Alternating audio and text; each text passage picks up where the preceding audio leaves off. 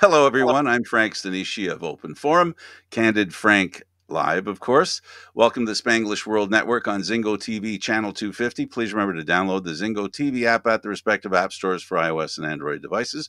While you download, make sure you rate and leave a comment. Both apps are absolutely free. Zingo TV is available on Google Chromecast, Amazon Fire, Fire TV sticks, Roku sticks, and also on all smart TVs 2016 forward. Now, joining me on Open Forum is Sarah Climenhaga, running for the mayor of Toronto.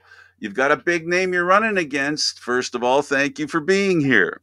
You're welcome. And, I have a distant relative in Alberta who's a journalist, and he made a quote last time. Tory's a big name. Climenhaga's a bigger name. I like it. Literally, longer, bigger name. Let me, the first thing I'm going to ask you in doing research, of course, after doing the research, I answered my own question. My question was it a coincidence that your homepage, the font is in green? And I later found out it wasn't a coincidence. Tell me a little bit about that first. Yeah, so it's interesting. Using colors in politics is so fraught because we associate colors very strongly with political parties. And I don't really, I'm very independent. I've never really been wedded to one party. I did run for the Green Party, not this past federal election, but the election before that. And because they allow free votes of their members. So that's something that appeals to me. I can vote with my conscience rather than with a party. But even so, I wouldn't say I'm the Green Party anymore either. I'm not any party, but green is kind of the closest to my heart as far as I love trees. I love parks. I love plants. I love, having nature integrated into the city. And I love, canoeing and camping in nature. So yeah, green is a color that I feel good about. But I like red, I like blue, but to me, red and blue, they're so strongly associated with parties. I didn't want to have that. But we won't exclude them because of that. We can still enjoy the meaning that those colors have. Blue for water, red for strength. So you can have that too. So we don't have to walk away from the colors completely. They're kind of two colors I like. You're totally right. You're totally right. It's just, I guess, in a political website, I was conscious of, does it send a very political message?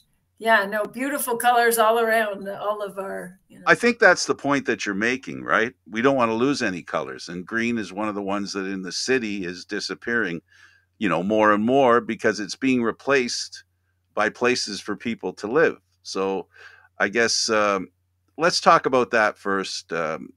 Why you chose to run for mayor at this time. I chose to run for mayor just really because I think Toronto could be better. And I think with good leadership and good vision, new leadership and new vision, we could try some things differently. We could move faster when it comes to housing. We could move faster when it comes to transit. And in particular, we could move away from a really top-down sort of hierarchical approach to the city to a more inclusive one where we bring residents, we bring business, we bring different artists and nonprofits into the decision-making process around our city so that we can get more happening in our city. We can address all the challenges that we have in Toronto that one person simply can't solve. So I was really interested in running for mayor so I could, bring my vision and my leadership, but also with me bring in residents into this decision-making world of city government. Some of the things you like to do, you consider yourself an entrepreneur, you're a writer, you're a public speaker, you're a change advocate, you're a mom, and though not necessarily in that order, you say. Yes. Tell us about those things and what they mean to you and how they drive you in this campaign. So I'll start with being a mom. I've got 3 kids. And so being a mom, and I've really given myself over quite full time to raising my children. And that means I am really out in the community. So I'm with my kids if it's pouring rain and we're waiting for a bus, that misses its schedule. I'm with my kids if we want to get to the library. If the library is open, it's wonderful. There's so many resources for us. If it's shut, we're kind of out of luck. I'm with them when we go for a walk or if we're biking somewhere. And if I'm worried about their safety, I see the streets. So my my being a mom really impacts how I see the city and how I experience the city. Change maker to me is just, all of us do it in our daily lives. We see something we don't like and we try to change it in whatever method we can. And so for me, my focus often has been on the city. I got a crosswalk put in around the corner because it was just not safe for my kids to get off the bus or me and cross a speeding traffic. And then I worked to get some green space put in our schoolyard, and I worked to get rapid transit on St. Clair Avenue where I live, St. Clair West. So that's kind of change maker to me has always been just like, what do I see? What could be better? Who can I work with to see if we can improve it? My background is in urban transportation and in environmental conservation. So I started out with World Wildlife Fund, then I went to a nonprofit where I worked with York University, and I worked with Knoll Furniture Manufacturing on solutions for employee commuting issues. So that's where I got, some policy experience and policy expertise on what can really help make a city thrive. And you make it very, very clear. You appreciate the idea that people should be able to move freely. Gridlock, I guess, is a word you don't want to hear about and something you work against. And how would you do that? To me, we have almost 3 million people in this city, and if each one of those 3 million people was in a private car, this city would be completely immobile. So right now we have a certain number of people who are in cars, with a certain number of people who are on bikes, on transit, walking. But our road space doesn't really reflect to me the way people are using transportation in this city. It's predominant. It's most of the roads in Toronto are dominated by the private automobile, and that's not working for anyone else. And it's not even always that great for the driver because drivers are still stuck in traffic. So, what I feel is we need to make the other options better so that everyone who's in a car that doesn't want to be there will leave the roads and go onto transit. We'll feel safe on a bicycle. We'll be able to use a wheelchair. We'll be able to walk. There's a lot of people who are in cars who don't necessarily want to be there, but the options aren't good for them. So what I want is that we have our road space for people who are working in construction, people who have jobs where they're traveling all over, they need their cars, people who really just want to use their cars. Like there's people who love driving. So fair enough that those roads should be, those people are using them, but everybody else is off them. I don't actually have a car. I generally take transit. I bike, I walk, and I do a lot of stuff in my local neighborhood. I don't really need to go anywhere. But when I do need to drive, when I do drive, it's always because I don't have another option. It's never because I want to drive. If I'm going out in the 2 hours away from Toronto, that's fine. But if I'm going within the city, I'm only ever driving because there's not a good option. And so to me, you want to get me off the road. You want to get me out of your parking space, get me out from in front of you, and get me onto a better transit situation. So I think the way we do that is like I said, by looking at our roads and saying we need more rapid transit right of ways. That doesn't mean giant 10-year construction projects necessarily, because those cause as much gridlock, during the process.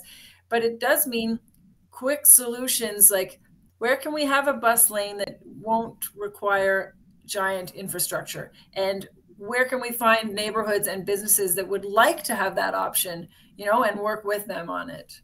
I guess what you're talking about is paint and bollards instead of big machines. Yeah, there's a place and a time and a place for big machines, but I think that if we just wait for that, look how long it's taking us to get those sorts of big projects built. I'm really interested in paint and bollards and other innovative, ways to do it. Yeah, change requires understanding and motivation, and I think you put it best when you said even drivers are sitting there waiting. I don't know what would motivate a driver more than consider transit. It's an opportunity, right? Waiting for this community. Toronto's a big city. I was born in Toronto, raised in Toronto. I watched it grow to the extent it has grown, and it has really grown upward as opposed to not just out. And it's Hmm. that upward that's, I think, at issue because upwardly you can put more people on square footage of, whether it be a tree space or an empty lot, whatever. But then you have to move those people. So tell me about buildings and how you feel, large scale dwellings should be. Are you for continuing condos and that kind of stuff in Toronto, or do you think maybe you should move? Toronto should allow other people to take people in outside of Toronto. Yeah, I think that there's like so many different options we can use when it comes to housing. So when we've got really strong transit neighborhoods, like for me, there's you can walk to the subway. There's two different bus lines, a streetcar, and then there's bikes and walking. So to me, my area should have a lot of people in it because it's easy to serve us, and we're even on we're on the line that has fewer people on it than the young line. So we should definitely have high density in good transit areas already. And even with our new transit that we're building, we should have high density there. Now, how we build high density, I think we can do a better job of having residents working with developers and with government instead of these developers versus residents battles that get protracted and end up that the only thing any developer wants to build is a luxury condo because that's the only thing that will yield them the money that will make up for the delay and the cost of battling with residents. So if you have developers working with residents, you can get more affordable housing built in those high density areas, and you can get housing that comes with it, other amenities. Also, you can make sure you're tending to the services so that when you get new buildings, your services keep pace with that rate of population growth. So that's the big end of housing. But we also have a lot of opportunity for small scale housing. It's very difficult for someone to put in multiple, rooms in their house to rent to low income, to create apartments in their house. Even laneway housing and garden suites. This is something Toronto has said we are going to try and encourage, but the numbers are tiny and the process is still extremely long to get a laneway house built. So all of these things, we could have much more housing without it instantly meaning 50-story buildings everywhere. We could have more housing in our existing housing stock. So I think there is really a lot of solutions when it comes to housing if everyone's working in the same direction. Reinventing how a home exists, how each home, especially I think to your point, one remembers that there are people who are getting older and you have, families becoming smaller because children grow up, move out, and move on with their lives. And now you Right. have, seniors that have these houses that, 3,000 square foot and it's just them two, or even God forbid, one of them passes away and you have one person. My mother lived by herself in a house in Toronto for a 3,500 square foot home by herself for many Wow. years. So, there's opportunities there. Of course, and let's be real, there has to be a careful way this is done because, safety is always our priority, right? We don't assume that doing this is a great idea without considering the safety of the people who are having these houses. This is a subject we've talked about. Go ahead. Yeah, no, absolutely, Frank.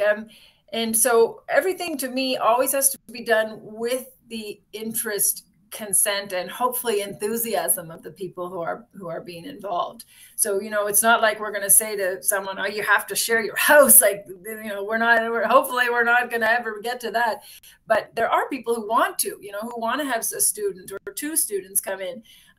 So sometimes some things can be informal that people get shared housing with, but there's a lot of ways that we can still have safe housing and have more density. And I think part of that lies in really being clear about what matters. So we have all these Byzantine rules and permits and bylaws, and I was just saying this to my own mom, that they don't all get enforced, but they're really complicated. So why don't we just say the ones that are really important, like whether that's noise, whether that's serious fire hazards, whether that's like certain types of there's a few things that I think most people would agree we don't want in our city. It's not safe.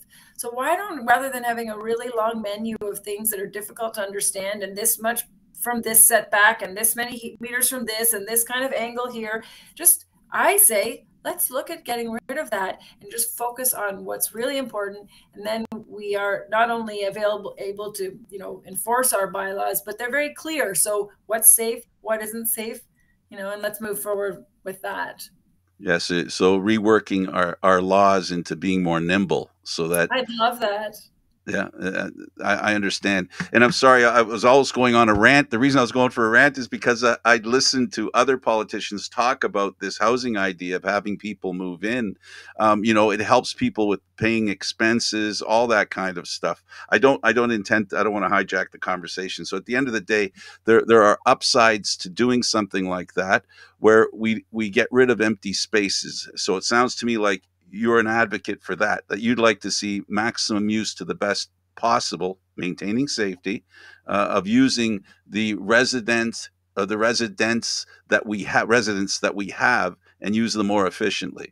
Yes, and you mentioned the word, I think, empty space, and I know the city has just started a vacancy tax, and I don't know what the amount that is yet, but I think that that's an interesting option to look at as well, to make sure it's appropriately priced so it actually has an impact. Because if people are buying units for investment purposes and just holding them, unfortunately, we don't have enough housing in Toronto to encourage that. If we had lots of housing, sure, buy it as an investment, hold it, and then, when people want to move in, you can rent it out. But right now, we have lots of people who want to move in. But if there are investors who are like, it's just too much of a pain for me to maintain a property, I'll just hold it, and I'm going to go live somewhere else or do something else. That's what we don't want to encourage. That's what we want to discourage and get that housing stock. So if you're not interested in making money renting out your unit or selling it, then please, you've got to either pay the city, or you've got to move, pass on to someone who's interested in generating income from housing. So I think, that's another way of looking at that empty space question, is looking at those vacant units in the city. Yeah, maximizing the density based on the space that you have is it doesn't require any new property. So so that's something. It's just basically making sure you eat your leftovers that are in the fridge. Yeah, great analogy. Great analogy. And they're good leftovers. They're And not they're the good ones from last leftovers. week. They're good leftovers. And I know you're a foodie, so you want to tell me about your foodie experience and why you think that would make you a better mayor. My foodie experience. Well, yeah, I love food. I mean, who doesn't love food, really? But I am really interested in local food and our connection to farms. There's so many great farms. We've got Niagara. We've got so much land outside of Toronto. I don't know if we realize how lucky we are, the produce we have. And if anyone goes to the farmers markets at all in the summer, the peaches and the nectarines and the tomatoes. And then if you go, in February to the grocery store and you're just getting stuff wrapped in plastic or from somewhere else, it's like, it's just not as great of a food experience, and it's not as healthy or nutritious. It's not as supportive to our local farmers either. So, we've got a lot of possibility if we keep Toronto dense and people can live here so they don't have to move out onto farmland, and then we keep our networks with farmers, whether that's through the farmers net, through farmers markets and supporting farmers markets, so it's easy for farmers to come in and sell us their produce that feed us. That's one area that I think my appreciation for local food makes me a champion for maintaining connections with farmers. And then there's within Toronto. I mean, there are incredible gardens within Toronto that people have, often older generation has nurtured for their entire lives, but newer generation is getting interested in it too. And we've got some community gardens. We've got the first community orchard. So Toronto can actually produce a lot of its food itself. And in this era of high food prices and inflation, I think we should start, thinking about those victory gardens of the past and wondering, can we do that in Toronto? And I say we can. I personally, in my own yard, I don't have a big yard at all, but I've been able to kind of let some mulberry bushes grow. I planted some blackberries. I've got some currants. I've got all sorts of different fruit in my yard. And an Uber delivery person was going by and she saw me eating my mulberries and she asked me about them. She said she sees them all over the city. And I told her, yeah, no, they're edible. They're great. They're around, June, July, you can have them. And she said, that's wonderful because it's so expensive to feed her kids fresh produce. And she was delighted to realize that, she could take them out for a walk. She knew where the local mulberry trees were and they could eat it. Now, how's that? Isn't that a wonderful thing for someone who, is not making very much money? Food's a really high expense. And now they have both an opportunity to get local food. They have an outing for their kids, and it's nutritious and it's fun. I mean, that's not replacing the staple of food that people need, but every little bit counts. Every little bit helps. How does that fit into your in your mind as a mayor? Would that be promoting, basically self reliance a little more and being more, because we talked about you being a green candidate a couple of elections past.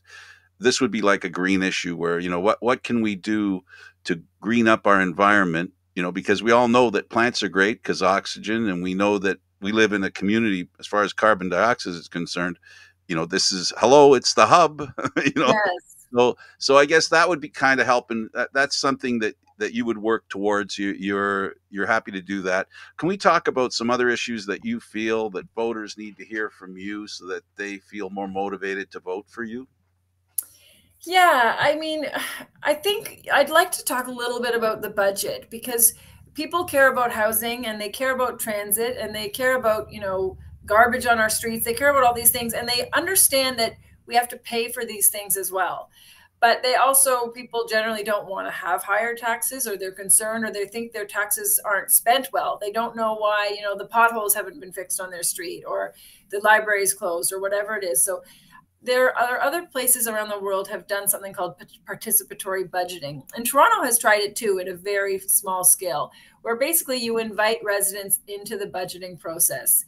And I think that we could dramatically expand participatory budgeting. It's a new way of doing things, but I think it has a great potential because we can bring residents in. So first of all, make our budget understandable. Like, I looked up the Toronto budget, it was 900 pages. And I will, if I'm elected mayor, I'll read those 900 pages. But if I'm not, I can tell you I probably won't. So the average resident, who has time to do that? And even the language is difficult. I mean, that's assuming that you're a university educated English speaker. You don't even want to read those 900 pages, never mind everybody else in the city. So making the budget really clear, really understandable. Where are the opportunities for residents to have a say? I mean, city government is there for residents. I think it's sometimes you forget the system's there to serve the people. The people aren't there to serve the system. So why should it be dramatic that residents should actually have a say in taxation? Why should it be dramatic that residents actually get to directly say what their money should be spent on? Voting once every 4 years. If you vote for me, Sarah, that doesn't mean you want me to choose how to spend all your money.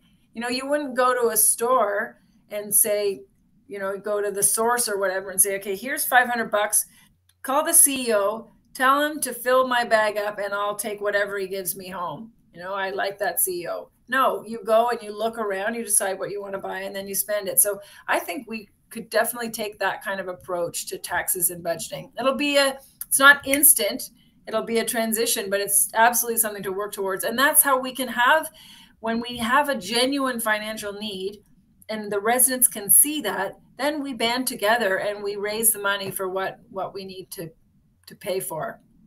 So, translation, you would like to hear, we're back to change again. And the change would be to make the budget a little more understandable so it speaks to people, to the average Torontonian, not to, we're back at that subject where the top, the way buildings are decided on from the top down. Right. The same thing's true for taxes. The people that understand taxes the most are the ones that understand you want to make it something that's easier for everybody to understand. And at the end of the day, that call you make to the CEO, you don't need to make it if the product is labeled. We're Yes. kind of living in a world where the product isn't labeled and people are going, well, I'm not sure what that is. I don't know if I want Yeah. to buy that, right? So you want to clarify it. Exactly. And if you, for instance, just one second, my son just opened the door. I'm on an interview for another half an hour. Do you know where my phone is? No. I'm really worried. No. So he's wondering where his phone is. Just after school time. Thank you, audience, for being patient with that. So can you just repeat that last little bit for me? I Um, lost my train of thought. you know what? Because I think I did as well. So we both No, did. we were talking Well, about top down and yes, budgeting. yes. And we were talking about making the budget more understandable so the people who pay the taxes, more people understand where their money is going so that you, the mayor, can get their input in regards to what direction you should go. So it shouldn't be Absolutely. top down. It shouldn't be the mayor saying to people, look, I'm spending money on this and here's what it is. And Right. there's 17 letter words in there and Right. most people don't understand, I think was the point you were making. I think that's where we Yes. And I think what I was just starting to say was, so we take transit, right? And people talk about how we need more money for transit and we need to have this kind of project and that kind of project. We need to raise money. Maybe do we need to raise property taxes? And then you've got the resident who says, I'm already paying taxes and my bus takes an hour to show up or it's really crowded. And so where's where's the understanding? Like, I don't understand. What are my taxes going to then? You're telling me to spend more on transit, but what I'm spending isn't translated. So it can be really helpful to show residents exactly where the money is being spent. And that's where, you know, it doesn't mean you have a 900-page document to do that. It means you really make you make it clear all the way through. And then it might not be the thing that the mayor gets input from 3 million residents. It might be, you've got 25, 24, however many councillors you have at a given moment. They can go down, or it might even be below them. Like, there's all these different ways of where the residents can get engaged. So the more we look into that, the better we'll have that relationship with residents, and the better we'll have a budgetary handle as well. Yeah, it's very difficult. Let's talk a little bit. Sadly, we saw something this week that we never want to see. We saw Constable Andrew Hong was murdered by somebody. And I also want to talk about connecting the fact that what happened to him is terrible. It's one of the most terrible things, the way he apparently died. I want to also mention another name, Shakil Ashraf. He was 38. Hong was 48. These crimes hit us all, and if nothing points that out more than this event points out where the people that are there to protect us need protection. And so do we. So how do you feel about policing? I know you're somebody who even admitted yourself that you really didn't understand policing until a little while ago. You didn't sit down and talk to them. What have you learned since, and what are you hoping to inject in the policies as far as the police are concerned? Well, yeah, I just had a police officer on my podcast, and that's where I had a bit more direct connection with actually someone who's working in that job. And so the thing is, to me, when one thing that he said that I completely agree with, he said there's 6 approaches to safety, and policing is one of them. There's 6 approaches to crime prevention. The others are, housing, transportation, economic opportunity, education. So I agree with that absolutely. So I think as a city, we need to really take on crime prevention for all of us. We need to stop putting it solely on the burden of the shoulders of the police. And then we blame them if crime goes up. And we may give them, if they're lucky, a pat on the back, but more often we'll just like, oh, everything's fine. It's only once there's a problem, then we're going to blame the police, or we're going to blame, whatever the situation is with regards to policing. So I think, first of all, we really have to recognize all the contributors to crime that are our responsibility as residents, being aware of in our neighborhood and are responsible for our own selves and our own safety, as when it comes, like I said, housing, as government, when it comes to housing, people need a house. They need to have somewhere safe. When it comes to transit, people need to be able to get around to economic opportunities. There's recreation, there's the I think biggest risk of getting into crime seems to be young people, and often young men between like 18 and 25 or something. There's certain demographics.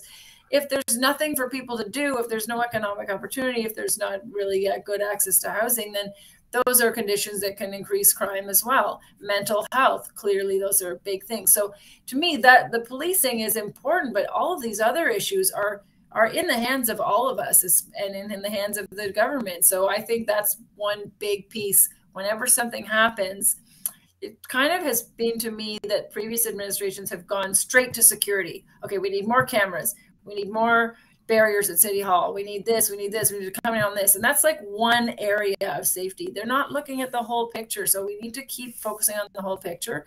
When it comes to policing, again, I'm not an expert in policing, but the police officer I talked to was really clear about police on the streets is where the crime prevention is happening. Like police who are actually out there on foot patrol, out there on transit patrol, out there, on bicycle patrol, wherever it is.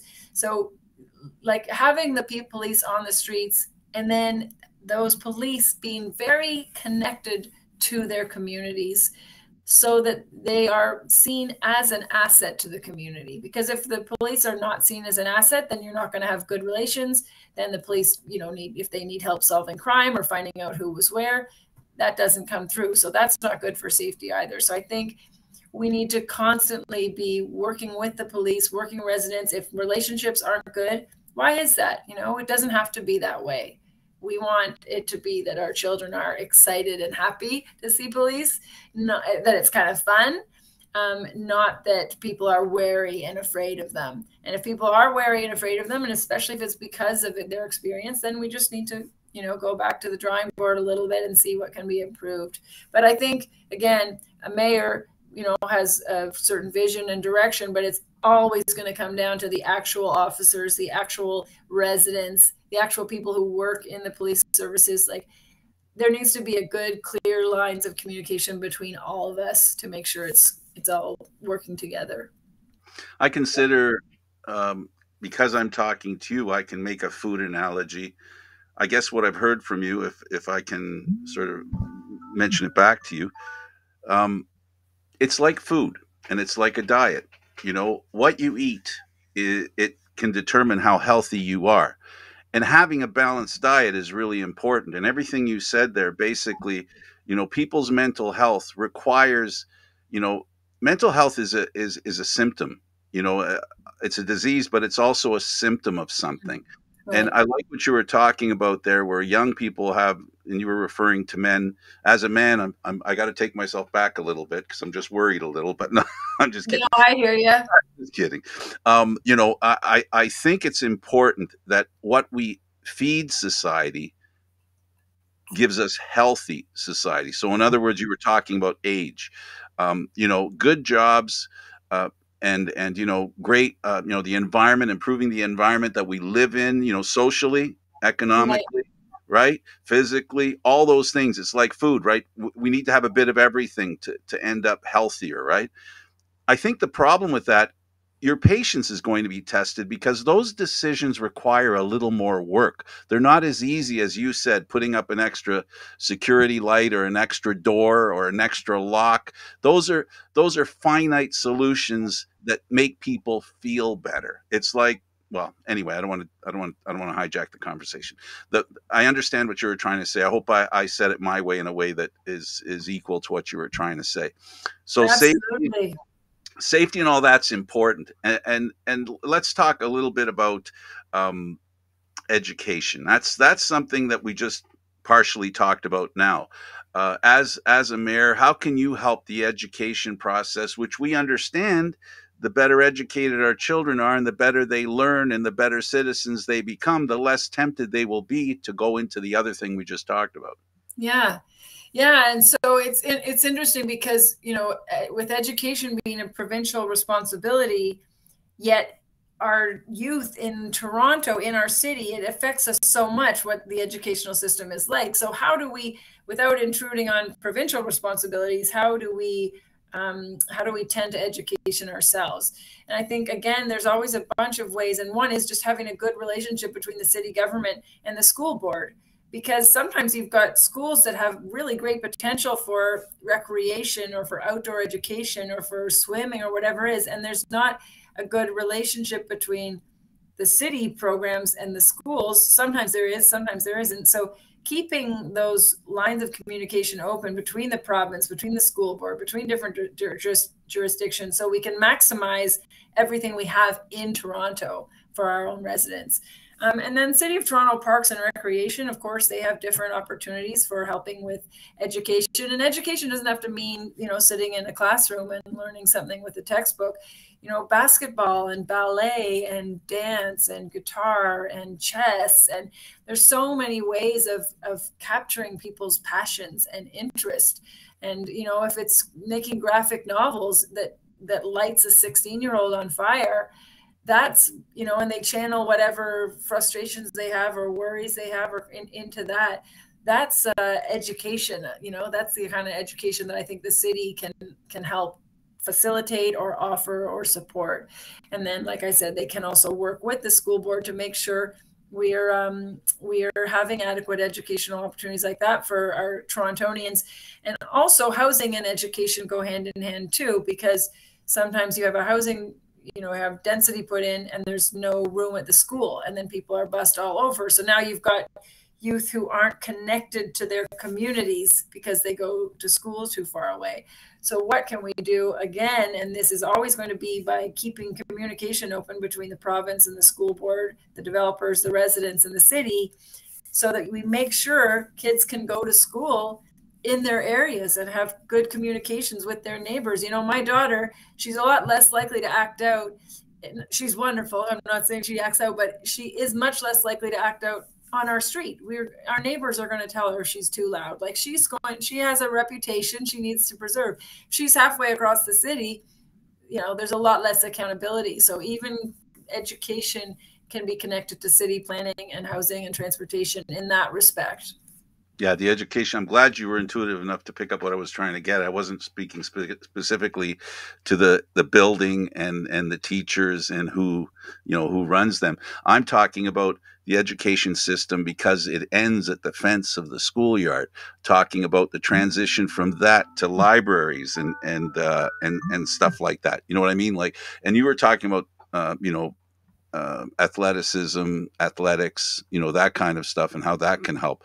And the city has a hand in that because they handle the parks. So to find ways to improve libraries, by the way, people might think libraries are dead. Go into a library and check out what's going on there. They're doing an excellent job of keeping students entertained. The computers that are there that help the folks that may not have one at home, that don't have the internet or don't have the speed that they need to do what they need to do, whether it's for homework or for personal use. Those kinds of things are important to you. As the mayor of Toronto, you would ensure that you foster that kind of thinking. Yes, and thank you for saying the libraries. I mean, oh my gosh, that's the huge part of education. I didn't even mention that. The libraries, we have family in different parts of the world. And so my mom uses the libraries sometimes in other places in England and near at the cottage where she goes to. We have relatives in Arizona, and she's explored these library systems. She used to work for the Toronto Library. And she said, none of them compare with the Toronto library system. We have like a gem in our libraries, and even the way we can get books. I use the library all the time. So you put something on hold, you get it from halfway across the city. So you get really the books themselves offer so much opportunity for education. The space itself offers that computer literacy, that access to Wi-Fi. I was speaking to someone from who's in a wheelchair, and he was saying how important that internet access is that he gets at the library. And then the meeting spaces. When my children were very young, I would go to moms groups at the library. I spent probably 2 or 3 days a week, the part of those days at the library. So that also builds community as well as the education. My kids, I could chat with the other moms and they could tootle around and flip through the books or whatever. So yeah, the libraries are gold. And I would argue they're, maybe a teacher would disagree, I don't know, but they could certainly be on as in the same magnitude of importance as schools are, our libraries. So thank you very much for bringing that up. You're welcome. Okay. I mean, when we talk about crime and we talk about young men or women, whatever, Yes, young people. We can just say young people. young people, or people in general. The phrase that comes to me, and I think that's most important, why libraries, in my mind, in the municipal space is very important, because there's that saying, idle minds, right?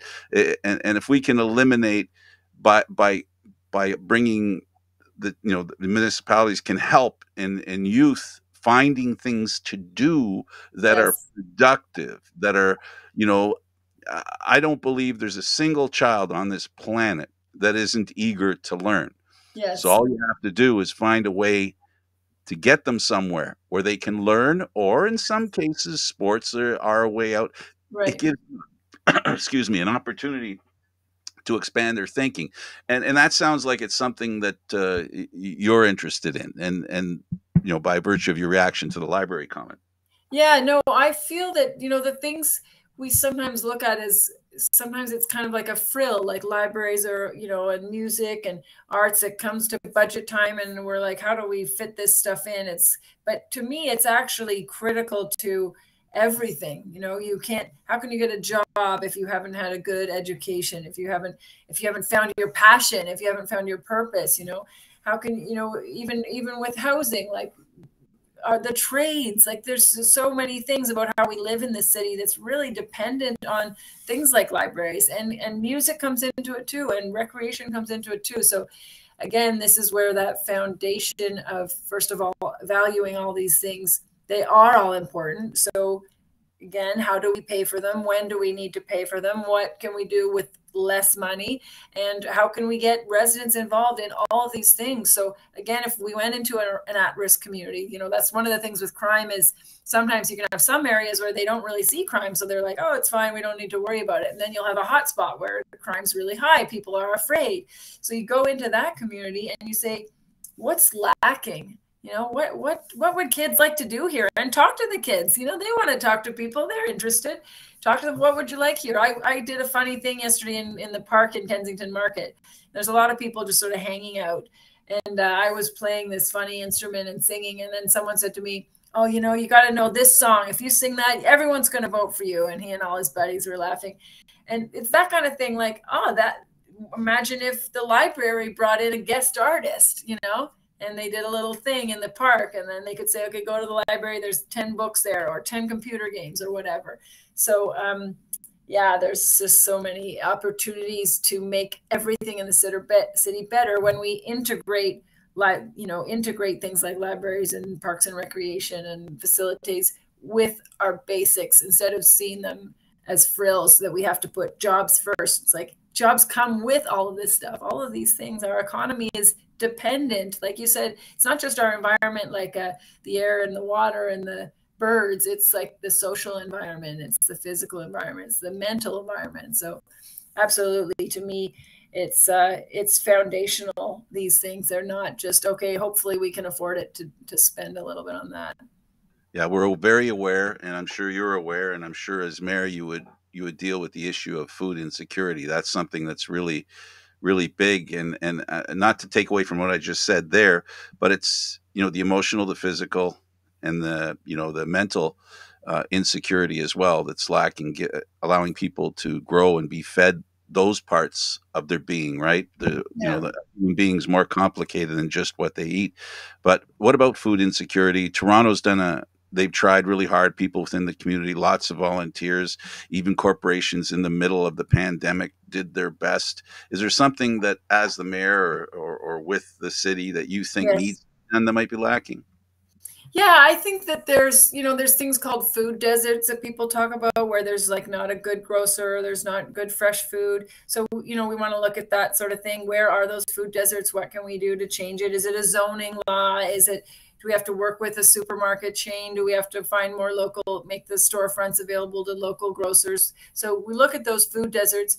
We look at what I was talking about, those community gardens. There really is, you can really actually produce a lot of food in small amount of land. So there is potential there. And again, that's how maybe we could engage some seniors who are feeling kind of disengaged from the city, but they've got really valuable my husband's uncle, 95, he's growing incredible zucchini, and he has so much to offer. So Um, then, so that was like the food deserts, and then the idea of helping people who are really stuck, who don't seem to be able to afford their groceries for the week. So we've got the food banks and the sort of soup kitchens, or however, whatever name you want to use.